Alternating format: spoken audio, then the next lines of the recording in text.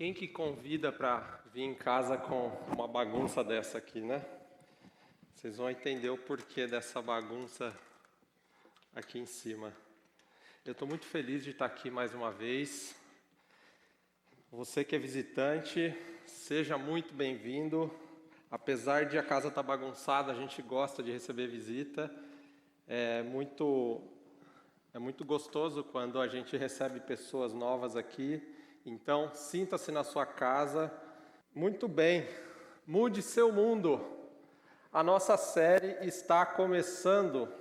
Então, nossa casa em construção aqui, esse carrinho de não é de 1900. O carrinho de mão foi inventado, gente, em 404 a.C., se eu não me engano.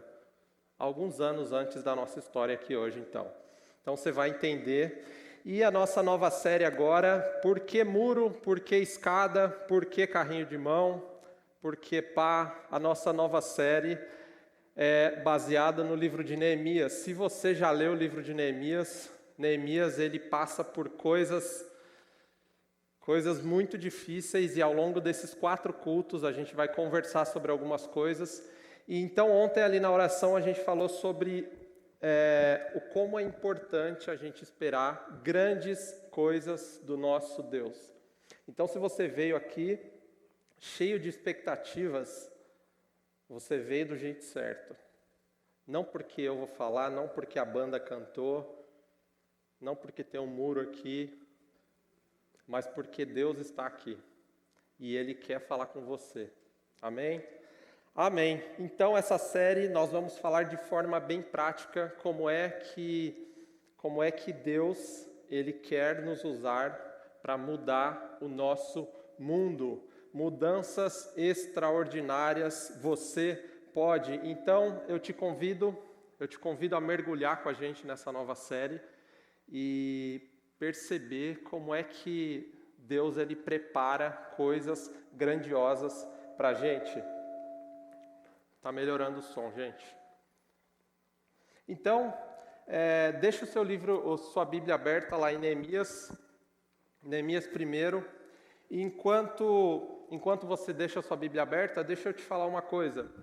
Se você assim é muito bonito, se você é charmoso, se você é uma pessoa cheia de talentos, se você é uma pessoa que tem recursos infinitos, eu vou te falar uma coisa, Deus ainda pode usar você. Eu prometo, Ele pode. É que Deus Ele é especialista em usar pessoas comuns.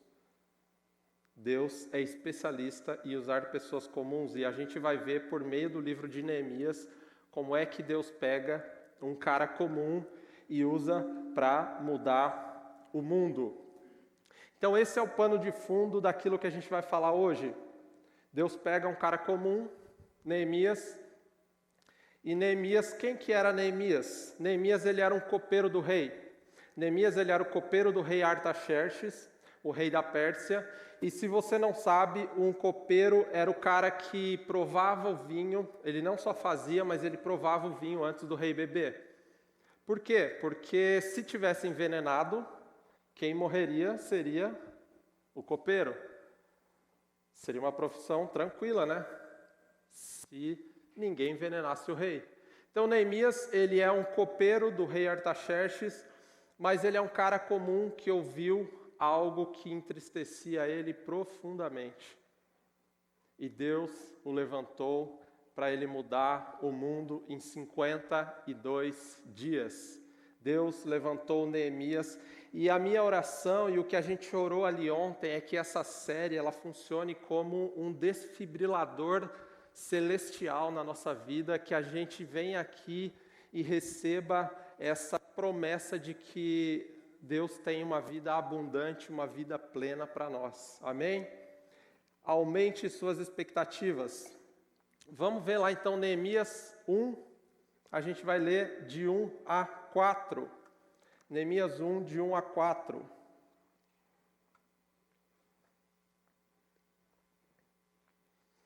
As palavras de Neemias, filho de Acalias, no mês de Quisleu, no 20º ano, enquanto eu estava na cidade de Suzã. Mês de Quisleu aqui é novembro ou dezembro, é a época onde a gente enfeita as árvores, compra presente para todo mundo, gasta todo o nosso 13º, mas aqui eles não estavam num período natalino, porque a história de Neemias se passa 444 anos antes do nascimento de Jesus. Então não, eles não estavam. Então, aqui Quisleu é novembro ou dezembro. Suzã, você que gosta de mapas, Suzã é na região do Irã, certo?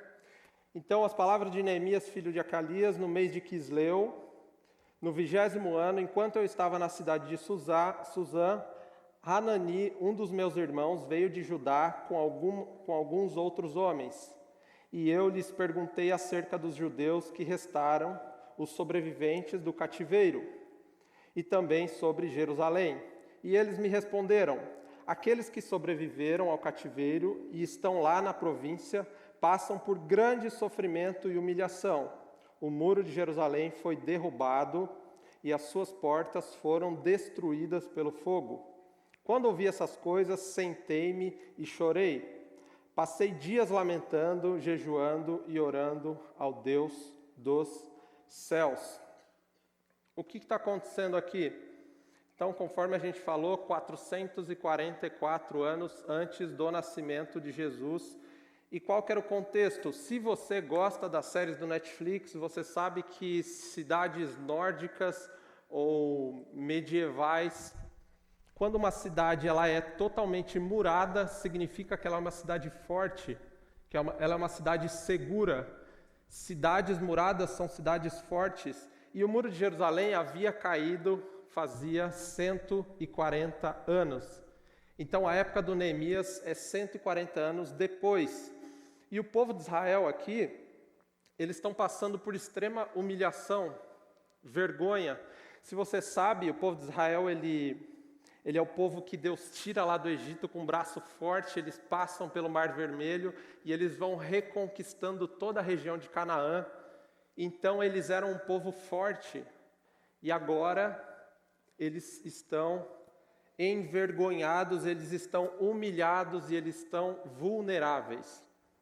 Só para você entender, é como se os Estados Unidos, hoje que tem inimigos, certo? É como se os Estados Unidos ele não tivesse os satélites, os sensores, as forças armadas para detectar invasão, para detectar mísseis. É como se os Estados Unidos estivesse desprotegido.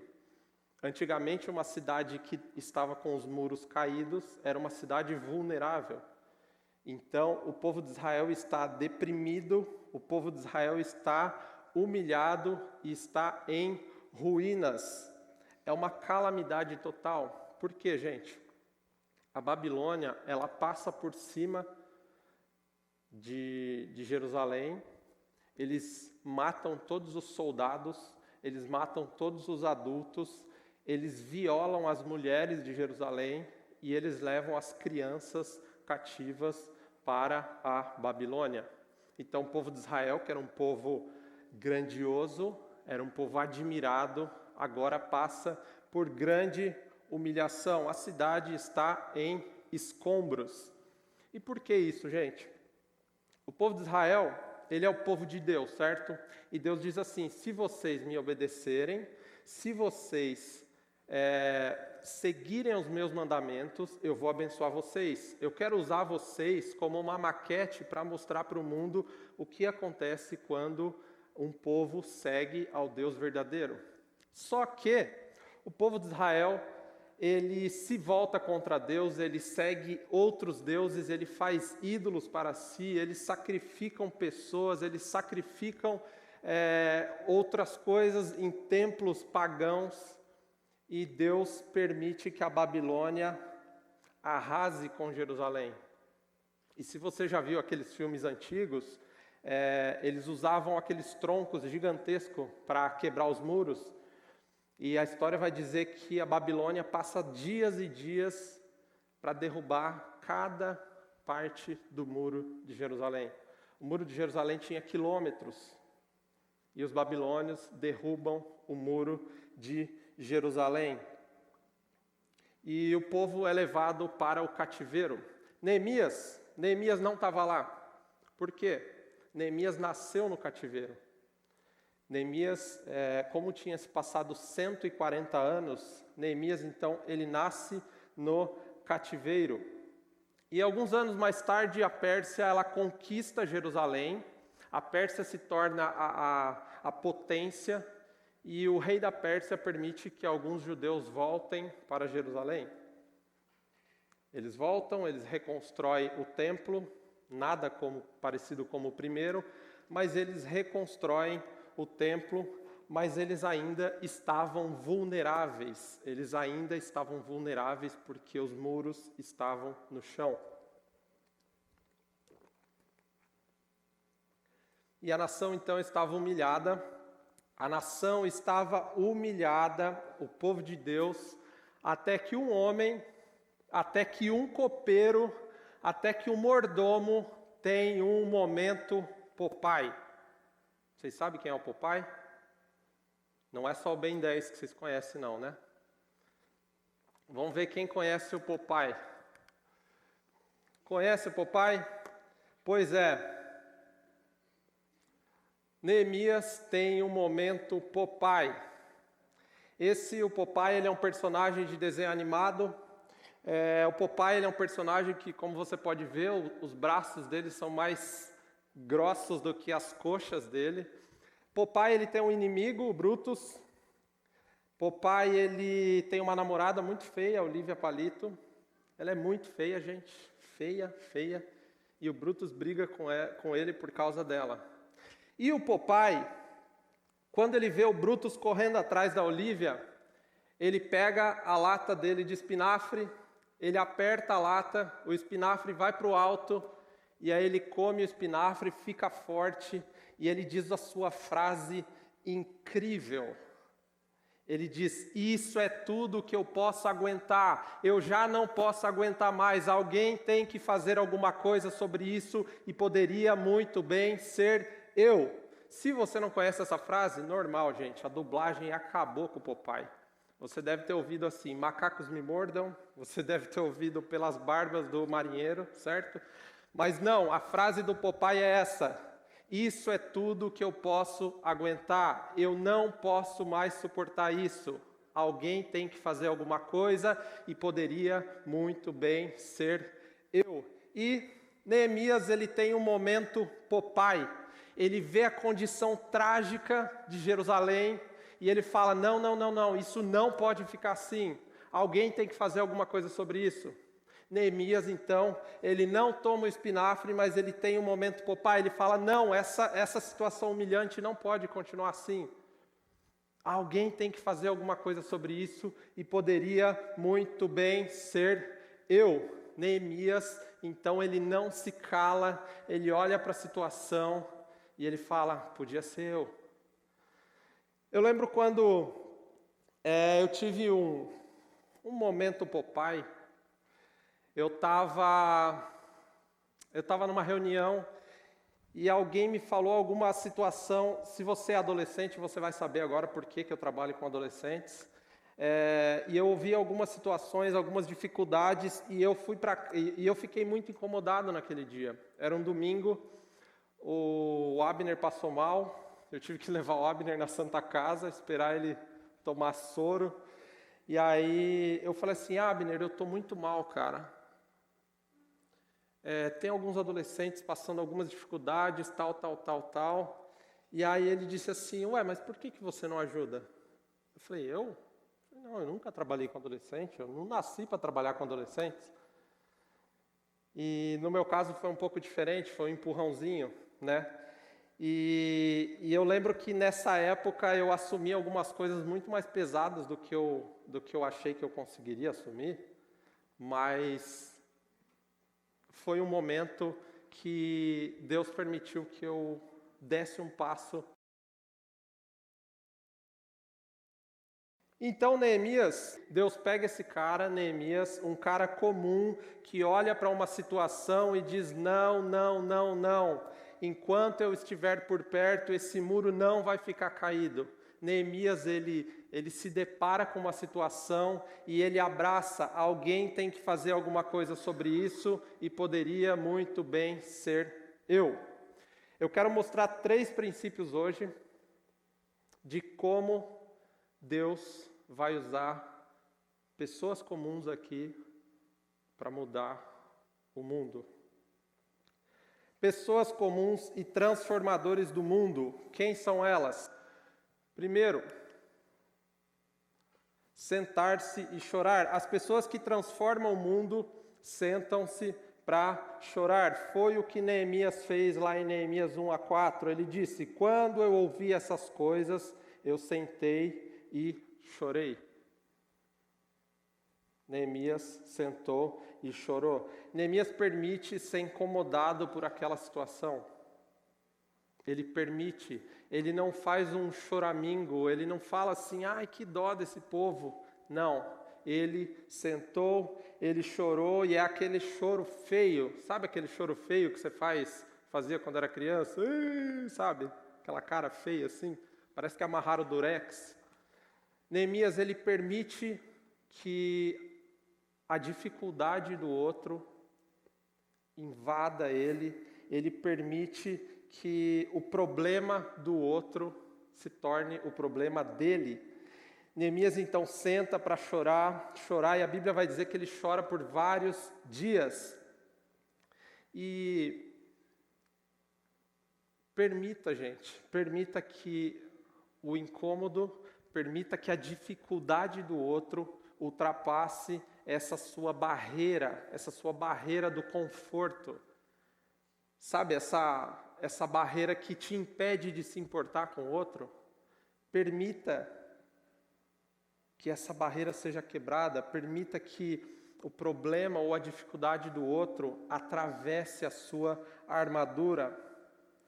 Permita que a dor do outro penetre você. Neemias, ele estava a 1.600 quilômetros de Jerusalém. Neemias estava muito longe. Neemias morava num palácio. Neemias era o copeiro do rei da Pérsia, a maior potência daquela época. Neemias não tinha avião, Neemias não tinha busão, Neemias não tinha transporte para chegar lá. Mas Neemias, ele não olha para a situação e fala, caramba, como está terrível. Não é que está terrível mesmo? Sabe aquelas pessoas que chegam diante do caos e falam assim, cara, não é que está feio mesmo a situação? Tá feio, né? Nossa, tá quebrado o muro, não tá? Tá quebrado. Não, Neemias, ele permite que essa dor penetre o coração dele. Ele não fala assim, cara, eu vou, sabe, aquele negócio assim, vou orar por você. Vou orar por você, a pessoa nem lembra. Quantas vezes você já fez isso? Eu confesso esse pecado aqui. Eu vou orar por você. Mas você não permite que aquela dor invada a sua vida. Por quê? Porque é a dor do outro. Mas Neemias não. Talvez você, assim como eu, vê notícias e notícias na internet, nos jornais. Você vê quantas pessoas vão passar fome hoje, você lê lá, tantas crianças vão morrer de fome hoje, você lê. E aí você sai dali, putz, triste, né? Não é triste. E aí você fala, fome? Onde é que a gente vai comer hoje mesmo? Burger King? Por quê? Porque a dor do outro não significa nada. E Neemias não faz isso, Neemias não se esquiva da dor. Neemias, ele permite que a dor entre. Neemias abre o seu coração e ele fala, quer saber? Isso não deveria estar assim. E eu queria perguntar para você, pensa agora comigo, o que é que quebra o seu coração? O que Deus não gosta e que você igualmente se importa e fala assim, cara, isso aqui não devia estar assim. Tráfico de crianças? Fome? Corrupção? Eu ia falar política, mas é a mesma coisa. O que é que Deus se importa e que você igualmente se importa e fala assim, isso não devia estar assim? O que é que quebra o seu coração? O que quebranta? O que te incomoda? Qual é essa causa? Eu tenho um amigo que ano passado me procurou e falou assim: Elias, alguém precisa fazer alguma coisa sobre os universitários. Eles chegam nessa cidade, eles mais se perdem do que se acham. Eles vêm aqui para encontrar a profissão e eles se perdem na vida. Alguém precisa fazer alguma coisa sobre isso e poderia muito bem ser eu. E ele está criando um projeto incrível para alcançar universitários. Poderia muito bem ser eu. E eu posso apostar que se você abrir o seu coração, e deixar essa coisa que te incomoda entrar, Deus vai fazer da sua miséria o seu ministério. Não apazigue a sua dor, não ignore a sua dor. Permita que a dor entre, permita. Porque talvez você pode dizer assim, mas por que ninguém se preocupa com isso? Por que só eu estou vendo isso? Por que ninguém está vendo aquelas pessoas lá passando dificuldade? Por que ninguém está vendo isso? Por que ninguém vê que aquele pontilhão está cheio de mato? Por que ninguém vê que aquela praça está... Por que ninguém vê aquilo que você está vendo? Sabe por quê? Porque esse é o seu fardo. O fardo te escolheu. Você está preocupado perguntando por que é que ninguém vê aquilo que você vê? Bingo, o fardo te escolheu.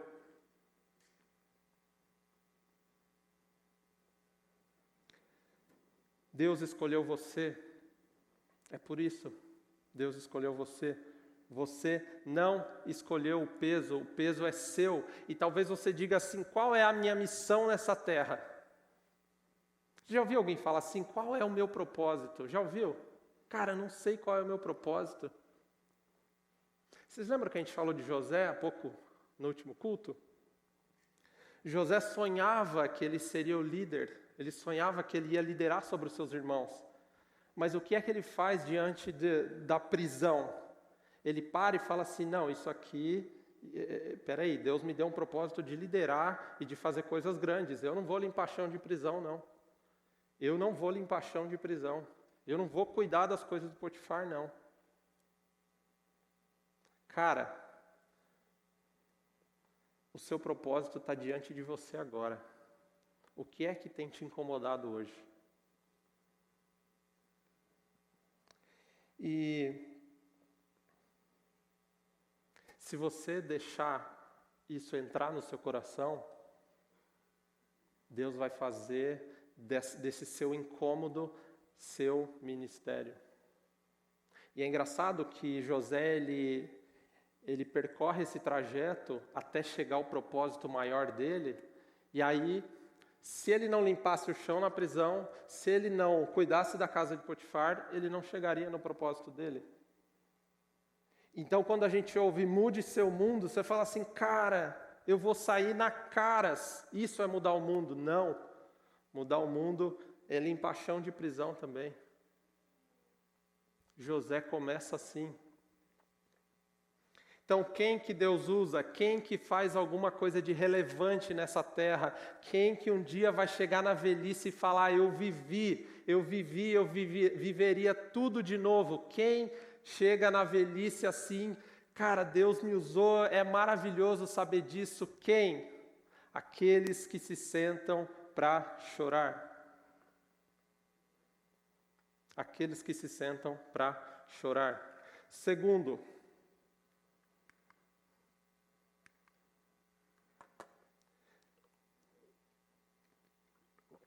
Deus usa aqueles que se ajoelham para orar. Veja a primeira coisa que Neemias faz depois de chorar. Ele orou e buscou a Deus. O texto vai dizer que ele ficou chorando e jejuando. Ele ficou dias se lamentando. Muitos de nós aqui podem estar pensando que assim, cara, mas o que eu faria diante dessa necessidade? O que eu, uma pessoa, posso fazer diante desse incômodo que eu tenho? Talvez você possa dizer assim, o que eu posso fazer? Eu me preocupo com a fome, o que eu posso fazer? Primeiro, você ora? Você ora por isso? Neemias, ele se senta para chorar e ele se ajoelha para orar. Por quê, gente? O momento de oração é o momento mais importante que você pode passar nessa terra. Quando você está diante de Deus em oração, você pode orar a Deus do céu. E aí você pode falar assim, ok, eu posso orar, mas ainda assim eu estou diante de um problema que eu não consigo resolver. Deixa eu te falar uma coisa. Deus mais, é matemática isso, Deus mais você é maioria. Sabia? Sempre você mais Deus é maioria. Então o que é que você pode fazer? Cara, Deus do céu te deu um fardo. Cara, a gente falou ontem ali na oração, Deus é o Criador do universo.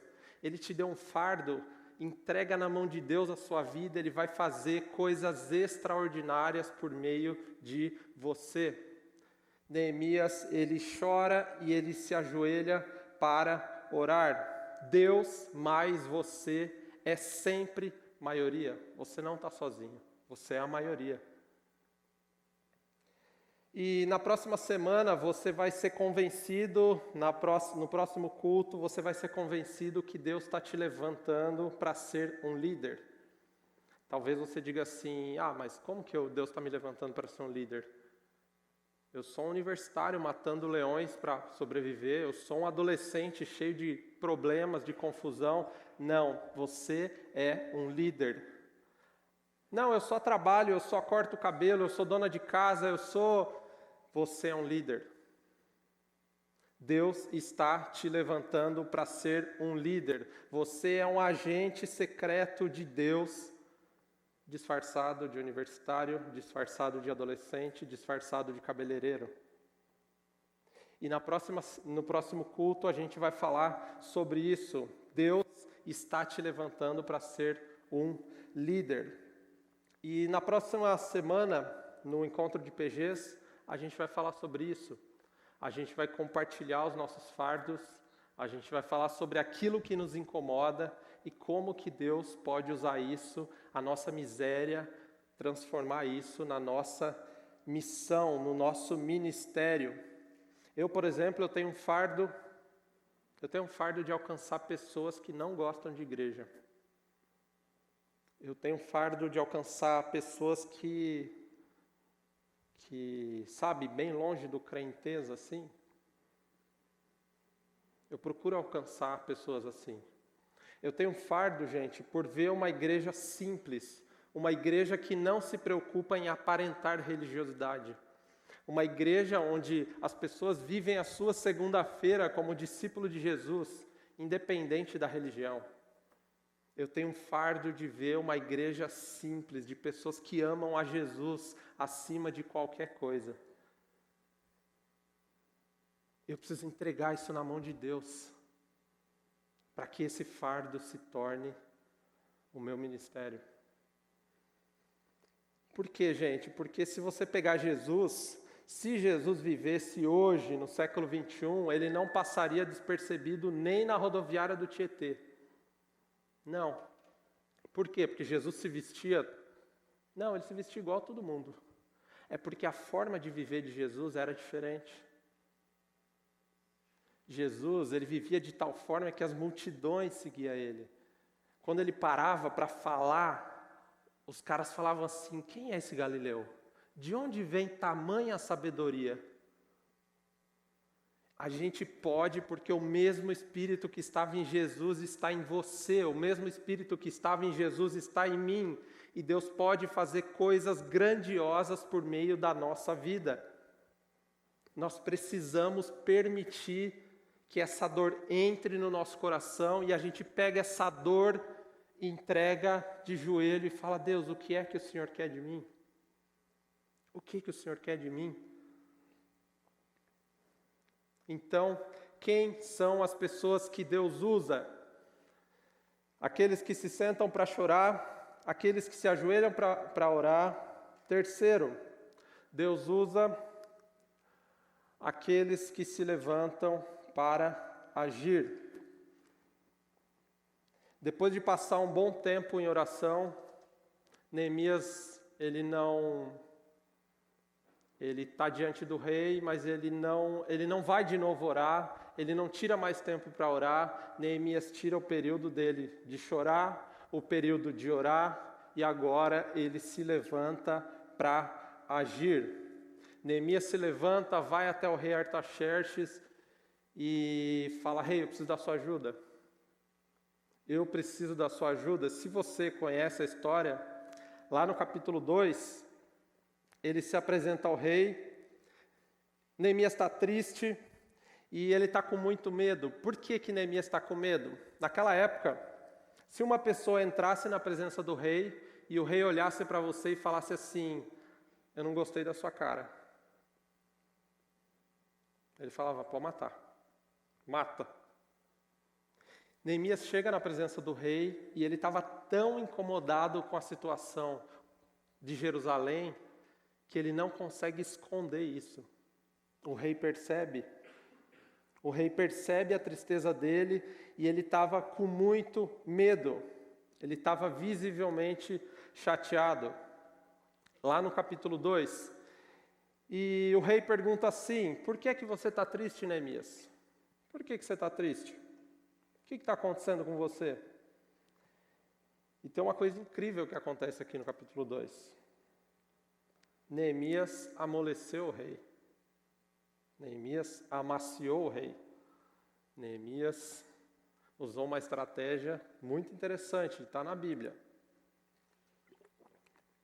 O rei disse: qual é o problema com você? E Neemias diz assim: que o rei viva para sempre. Em outras palavras: rei, seu cabelo está bonito, hein, rei?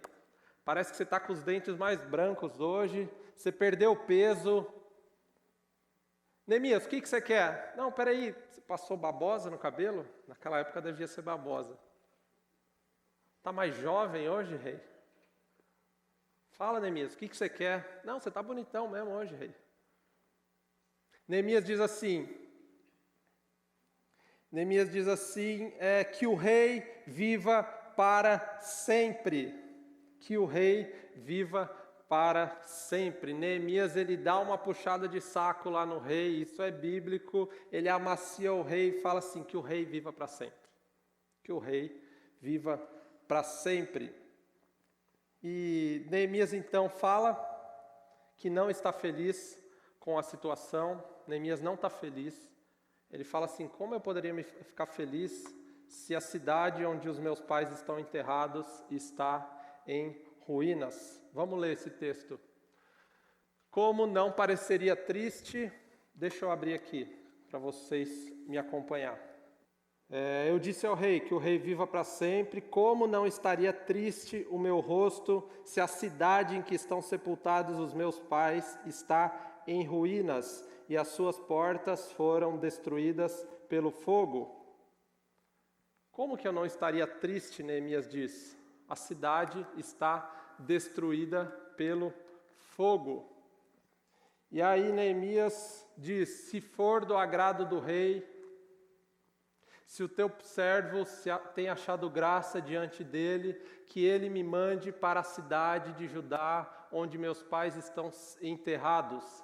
Me mande para a cidade onde meus pais estão enterrados. Para quê, gente? Para quê?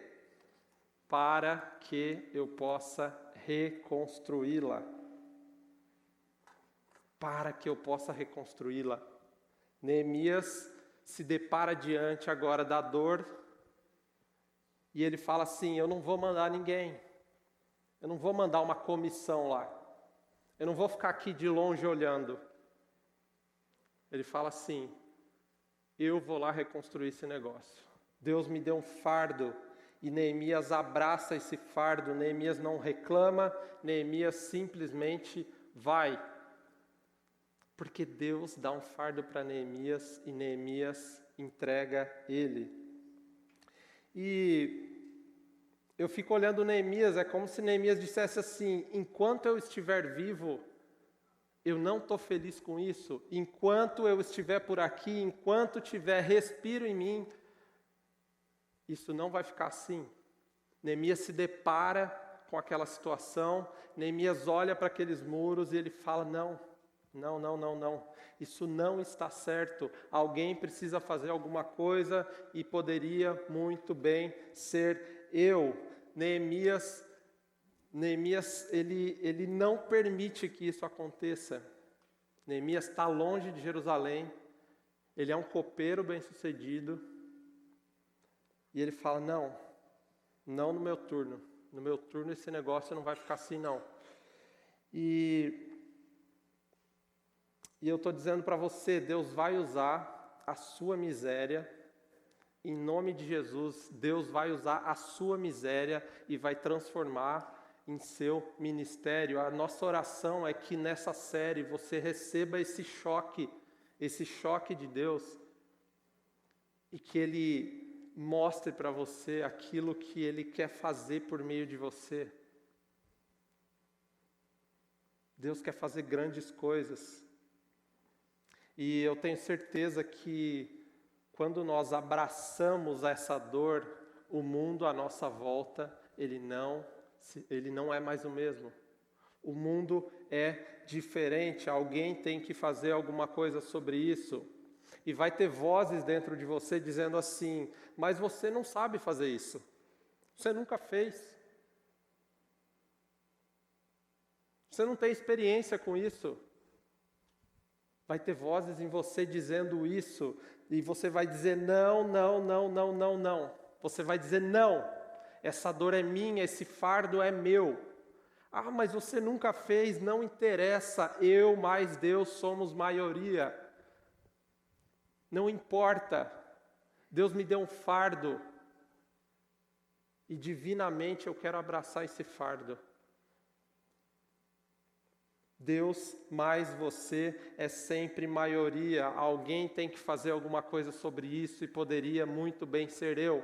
Ontem estava na oração ali e a Sabrina compartilhou um projeto que ela está fazendo, que ela começou, e ela arranjou 10 ou 15 pessoas e ela vai começar a plantar árvores, e eu fico olhando, é como se, estão botando fogo na Amazônia, eu vou ficar criticando aqui pelo Facebook. Não, eu vou plantar árvore, alguém precisa fazer alguma coisa sobre isso, e poderia muito bem ser eu.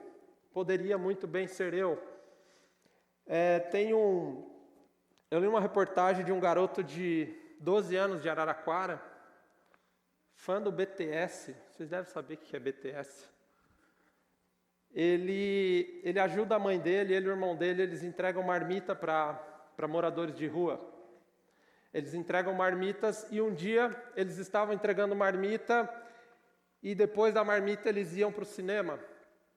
E ele descobriu que aqueles homens que ele estava levando marmita nunca tinham ido ao cinema. E ele falou, não, alguém precisa fazer alguma coisa sobre isso, e poderia muito bem ser eu. O que esse menino de 12 anos fez? Ele fez uma campanha na internet para arrecadar dinheiro. Ele levou os 20 moradores de rua para assistir Pantera Negra, comprou pipoca para todo mundo, sobrou dinheiro, ele fez kits, mochilas de higiene, fez um menino de 12 anos, algumas horas na internet. Poderia muito bem ser eu. A filha de um pastor americano, com 9 anos, ela ouviu dizer que na China eles não podiam ter Bíblias. Não tinha Bíblia para eles na China. E ela falou, pai, como que eles não têm Bíblia? O que a gente pode fazer com isso? E ela se incomodou com aquilo. Com 12 anos, ela começou a trabalhar de babá e falou assim, pai, se eu trabalhar de babá e investir dinheiro no aplicativo da YouVersion, que você deve conhecer, a gente consegue dar mais Bíblias para mais pessoas, fazer mais traduções? Ele falou sim. Ela começou a trabalhar como babá e começou a investir para pessoas do mundo inteiro ter mais Bíblias. Alguém precisa fazer alguma coisa sobre isso, e poderia muito bem ser eu, uma menina de 12 anos. Poderia muito bem ser eu. Ano passado, Bárbara e eu fomos no Japão, e eu ouvi uma história que me chamou muito a atenção. Teve tsunami de Fukushima e destroçou a cidade lá. E eles falaram que os taxistas trabalharam em todos os turnos possíveis, levando família, levando mudança, levando o pessoal para todo lado. E eles olharam para aquela situação e falaram, não, alguém precisa fazer alguma coisa e poderia muito bem ser eu. O que é que está diante de mim agora? O que está diante de mim agora? A cidade está em escombros. O que eu posso fazer agora? Você deve saber também, o fatídico 11 de setembro de 2001, quando aqueles 3 aviões, eles se colidiram com as 2 torres gêmeas e com o Pentágono dos Estados Unidos. E foram 3 aviões, mas havia um quarto. Havia um quarto avião. Esse quarto avião, ele decola e os terroristas matam os pilotos. E os pilotos e os passageiros, alguns deles conseguem conversar com os familiares. Um cara chamado Todd Bremer, ele conversa com a esposa dele. Todd tinha 33 anos, ele era pai de 2 filhos pequenos. E a esposa dele fala que o avião de vocês já saiu da rota. Está em direção à Casa Branca. E aqueles passageiros decidiram fazer alguma coisa. Na caixa preta, eles só ouviram gritarias. Aqueles passageiros decidiram encarar os terroristas e derrubar aquele avião. E eles derrubaram numa região que não tinha ninguém. E eles falaram, isso não pode ficar assim, alguém precisa fazer alguma coisa sobre isso, e esse alguém poderia ser eu. E eles salvaram milhões de pessoas, porque ia para o lado da Casa Branca. Eu não sei o que eles fizeram, não sei, mas eles não ficaram parados. Alguém tem que fazer alguma coisa sobre isso e poderia muito bem ser eu. Eles estavam diante da escada e tinham lugar para subir. Eles pegaram a escada e subiram. Porque alguém precisa fazer alguma coisa sobre isso e poderia muito bem ser eu. Quantos de nós está diante dos escombros? A gente olha para os escombros, a gente comenta sobre eles, mas a gente não assume a posição. E pergunta a Deus, qual é o meu propósito? O seu propósito é levantar esse escombro que você viu. Permita que a dor entre em você e quebre essa armadura que tem em você e penetre em você. Permita que essa dor penetre.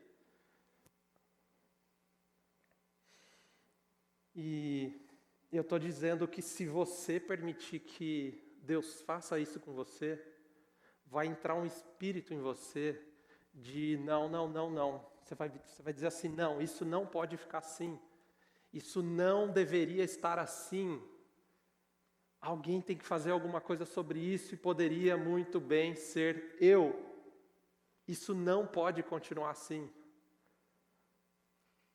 Se você permitir que Deus coloque esse fardo no seu ombro, eu não tenho dúvidas de que um dia você vai chegar na velhice e vai falar assim, eu viveria tudo de novo, e se eu precisasse viver de novo, eu faria de novo, eu perderia sono.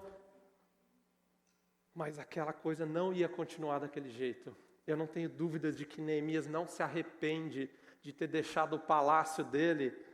Eu não tenho dúvidas de que ele não se arrepende de ter assumido aquela dor e falar, isso não deveria ficar assim. Esse fardo é meu, não deveria estar assim. E eu estou aqui para dizer para você que você não pode fazer tudo. Não, você não pode. Você não pode fazer tudo. Mas eu estou aqui para dizer que você pode fazer alguma coisa. Para a glória de Jesus, você mais Deus é maioria. Você pode fazer alguma coisa. Deus colocou em você inteligência, Deus colocou em você saúde, então você sim, você pode fazer alguma coisa. Você pode. E Deus vai falar com alguns de vocês aqui. E o mundo à sua volta não vai mais ser o mesmo. Você vai mudar o seu mundo. Porque você assumiu divinamente um fardo e falou, não, isso não pode ficar assim. Não, isso não deveria estar assim. Esse fardo é meu.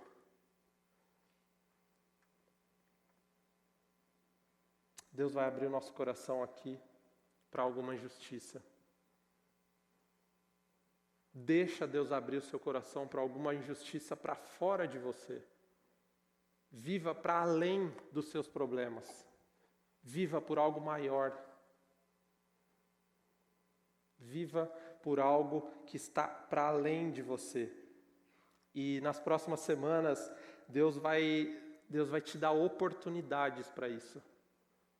Você vai ver oportunidades de você pegar as ferramentas e construir. Você vai ver oportunidades de você sanar injustiças. Você vai ver oportunidades de você falar, não, isso não deveria estar assim, eu posso reconstruir isso. Alguém precisa fazer alguma coisa sobre isso e poderia muito bem ser eu. Deus vai te dar oportunidades. Por quê? Deus é especialista em usar pessoas comuns. Deus é especialista em usar pessoas comuns. E Ele vai usar você para mudar o seu mundo. E o mundo à sua volta não vai mais ser o mesmo. Mude o seu mundo. Quando você permite que essa dor entre, Deus transforma a nossa miséria em nosso ministério. Então, quando você estiver diante dos muros,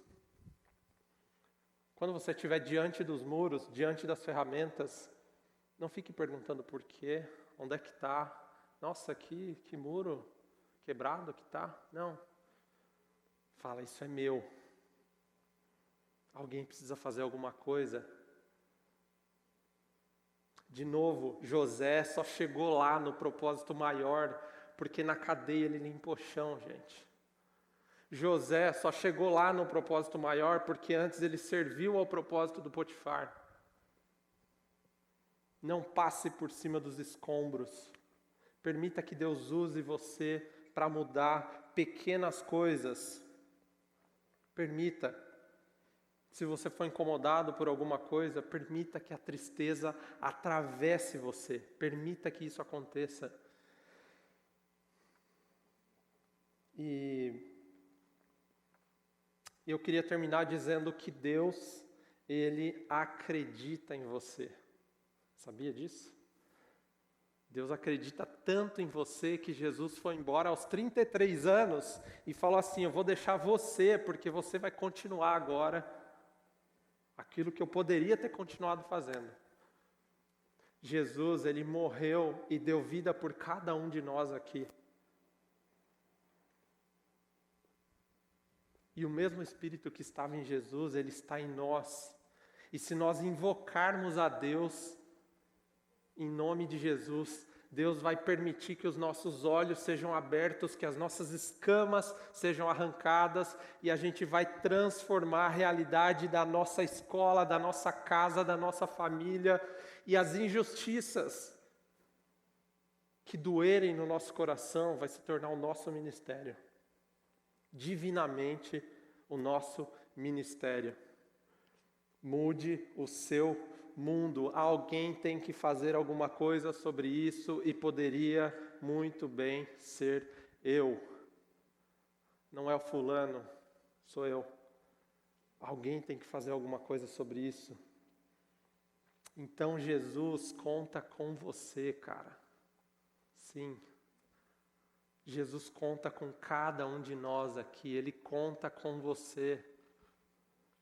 Ele te deu vida plena. E agora a gente pode olhar para os escombros e falar assim, cara, isso aqui está quebrado, eu posso fazer isso. Permita que a dor entre no seu coração, ajoelhe-se e entregue isso a Deus, e então levante e vá. Neemias faz isso. Neemias faz isso. Vamos ficar de pé. Hoje é o primeiro culto da nossa série, e eu quero te convidar a mergulhar com a gente nessa série. Deus vai te mostrar grandes coisas que Ele pode e que Ele vai fazer por meio de você. Mudanças extraordinárias, você pode.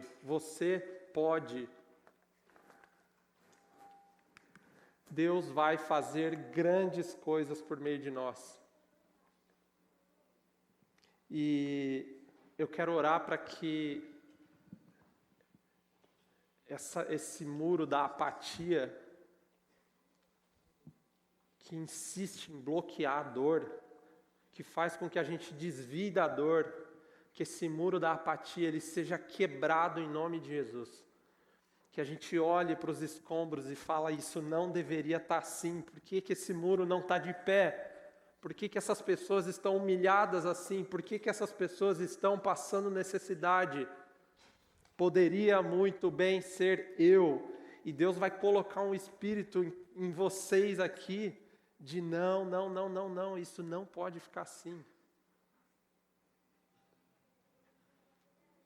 Isso não pode ficar assim. Deus vai transformar a nossa dor, o nosso incômodo em nosso ministério. Mudadores de mundo, pessoas que fazem alguma coisa de relevante nessa vida, pessoas que deixam legado, são pessoas que abraçam a dificuldade que está para além dela. É muito fácil ficar no seu sofá, é muito fácil ficar sentado no seu sofá, assistindo séries e mais séries e dando risada no YouTube. É muito fácil fazer isso. Mas eu vou te dizer uma coisa. Deus tem muito mais para você. Deus te deu inteligência, Deus te deu o Espírito Santo. E Ele tem coisas grandiosas para fazer por meio de nós. Mergulhe conosco nessa série e essa vai ser a nossa oração, para que Deus nos mostre as coisas extraordinárias e grandiosas que Ele tem para cada um de nós. Amém?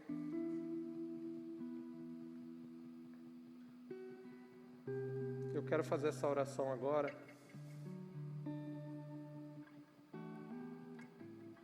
Que Deus traga a memória de você agora. O que é que tem te incomodado? O que é que Deus não gosta e você olha e também fala assim, cara, isso aí está errado. O que é?